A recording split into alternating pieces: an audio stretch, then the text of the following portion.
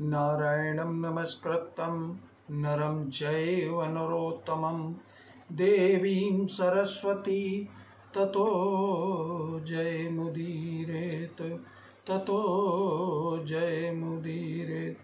आइए जानते हैं आश्विन कृष्ण पक्ष की इंद्रा एकादशी कब है। इंद्रा एकादशी 21 सितंबर 2022 दिन बुधवार को है। इस एकादशी का व्रत करने से हमारे पितरों को सद्गति प्राप्ति होती है जो नीच योनि में पड़े हुए हैं। इसका एक वृत्तांत मैं आपको सुनाता हूँ। आश्विन कृष्ण पक्ष में इंद्रा नाम की एकादशी होती है। उसके व्रत के प्रभाव से बड़े बड़े पापों का नाश हो जाता है। नीच योनि में पड़े हुए पितरों को भी यह एकादशी सद्गति देने वाली है। सतयुग में इंद्रसेन नाम के विख्यात राजकुमार थे जो अब महिष्मतीपुरी के राजा होकर धर्म पूर्वक प्रजा का पालन करते थे। उनका यश सब ओर फैल चुका था।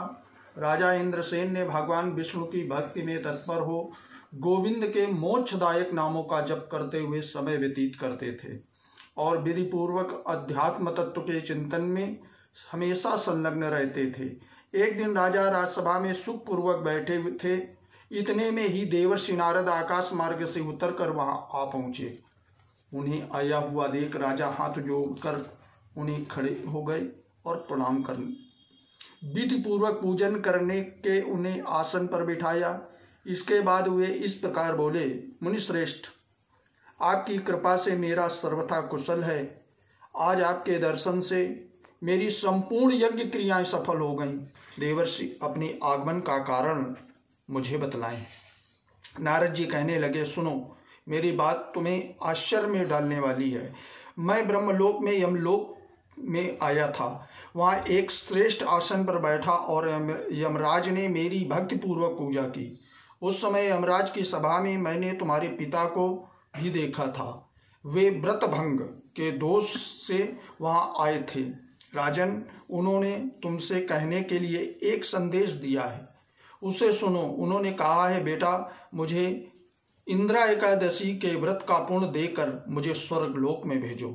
उनका यह संदेश लेकर मैं तुम्हारे पास आया हूँ। राजन, अपने पिता को स्वर्गलोक की प्राप्ति कराने के लिए इंद्रा एकादशी का व्रत करो। राजा ने पूछा, भगवान, कृपा करके इंद्रा एकादशी का व्रत बताइए। किस पक्ष में, किस तिथि को और किस विधि से उसको व्रत करना चाहिए। नारद जी कहने लगे, हे राजन, मैं तुम्हें इस व्रत की शुभकारक विधि बतलाता हूँ। आश्विनी मास के कृष्ण पक्ष में दशमी के उत्तम दिन को श्रद्धायुक्त चित्त से प्रातः काल स्नान करें। फिर मध्याह्न काल में स्नान करके एकाग्र चित्त हों। एक समय भोजन करें तथा रात्रि में भूमि पर सोएं। रात्रि के अंत में निर्मल प्रभात होने पर एकादशी के दिन दातुन करके मुंह धोएं। इसके बाद भक्ति भाव से निम्नांकित मंत्र पढ़ते हुए उपवास का नियम ग्रहण करें। अद्य स्थित्वा निराहारः सर्वभोग विवर्जिता स्योभोचे पुंडरीकाच शरणं मे भवाच्युत। कमल नयन भगवान नारायण, आज मैं सब भोगों से अलग हो निराहार रहकर कल भोजन करूंगा। हे अच्युत, हे केशव, आप मुझे शरण दें। इस प्रकार का नियम करके मध्याह्न काल में पितरों की प्रसन्नता के लिए शालिग्राम शिला के सम्मुख विधि पूर्वक श्राद्ध करें तथा दक्षिणा से ब्राह्मणों का सत्कार करके उन्हें भोजन करावें। पितरों को दिए हुए अन्नमय पिंडों को सूंघ कर विद्वान पुरुष को चाहिए कि गाय को खिला दे या जल में। फिर धूप और गंध आदि से भगवान ऋषिकेश का पूजन करके रात्रि में उनके समीप जागरण करें। तत्पश्चात प्रातःकाल होने पर द्वादशी के दिन पुनः भक्ति पूर्वक भगवान श्री हरि की पूजा करें। उसके बाद ब्राह्मणों को भोजन कराकर भाई बंधु नाती और पुत्र आदि के साथ स्वयं मौन होकर भोजन करें। हे राजन, इस विधि से आलस्य रहित होकर तुम इस इंद्रा एकादशी का व्रत करो। इससे तुम्हारे पितर भगवान विष्णु के वैकुंठ धाम में चले जाएंगे।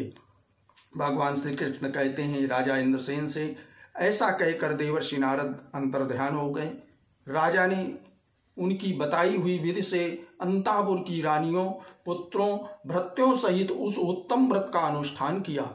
कुंती नंदन व्रत पूर्ण होने पर आकाश से फूलों की वर्षा होने लगी।